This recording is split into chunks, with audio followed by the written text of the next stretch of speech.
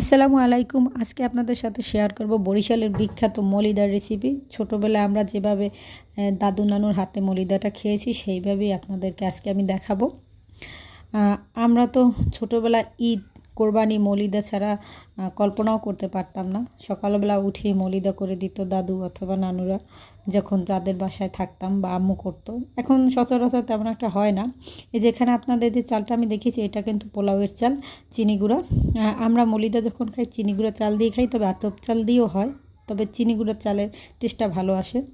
আর এই যে এখন ডাবের পানি নিয়ে নিচ্ছি আর নেব ডাবের শাঁসটা। এই ডাবের শাঁস আর ডাবের পানিটাই কিন্তু মলিদার টেস্টটা দ্বিগুণ করে। এই ডাবের শাঁসটা ছোটোবেলার দাদুরে দেখতাম বেটে দিত, কিন্তু এখন যেহেতু ব্লেন্ডার আছে তাই বাটাবাটির প্রয়োজন হয় নাই। আমি এরকম নিচ্ছি, পরে আবার ব্লেন্ডারে ব্লেন্ড করব। আর এই যে চালটা ভিজিয়ে রেখেছিলাম আমি, সেই চালের বাটা এখানে দিয়ে দিচ্ছি। এই চাল বাটাটাই হলো মলিদার মূল উপকরণ। তবে আপনারা ডাবের পানি সংগ্রহ করতে না পারলে দিয়ে শুধু পানি দিয়ে করতে পারেন। তবে মূল স্বাদ আনতে গেলে বরিশালের, তাহলে কিন্তু ডাবের পানিটাই মাস্ট দিতে হবে। আর হলো আদা। তবে আমি একটা জিনিস সংগ্রহ করতে পারি না, সেটা হলো খেজুরের গুড়।